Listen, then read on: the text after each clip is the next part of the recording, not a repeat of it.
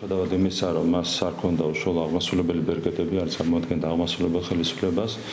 მისი ლიდერობით, ასე ვთქვათ, უამრავი რამ გაკეთდა სამგორის რაიონში, რაც არის ერთი კარგი მაგალითი, რომელიც წარმოაჩენს იმას, თუ როგორი ენთუზიაზმით ემსახურება ბატონირებას მთელი წლების განმავლობაში ქვეყანას და ემსახურება იმ საქმეს, რომელიც მას ჰქონდა ჩაბარებული ამ წლების მანძილზე და დარწმუნებული ვარ, რომ ინფრასტრუქტურის სამინისტროშიც ის იქნება ძალიან წარმატებული ხელმძღვანელი და წარმატებით გააგრძელებს ყველა იმ საქმეს, რომელიც არის დაწყებული.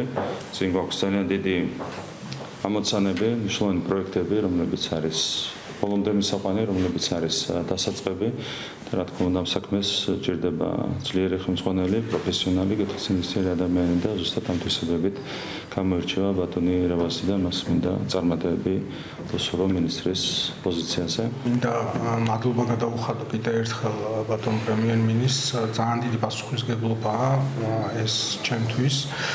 ასევე დიდი მადლობა ბატონ ირაკლის და მთლიანად სამინისტროს. ჩვენი ამოცანა არის, რომ გავაგრძელოთ ეს საქმიანობა კიდევ უფრო აქტიურად, ის ამოცანები, რაც არის დასახული, შევასრულოთ ეთილსინდისიერად და ვემსახუროთ ჩვენს ქვეყანას. მე ამისთვის მზად ვარ, თავი არ დავზოგო ამ მიმართულებით. ჩვენი პრინციპი ყველგან არის გუნდური მუშაობა და დარწმუნებული ვარ, რომ თქვენ სამინისტროში ეს ტრადიცია გაგრძელდება და აუცილებლად ერთად ძალიან ბევრ კარგ მნიშვნელოვან საქმეს გავაკეთებთ.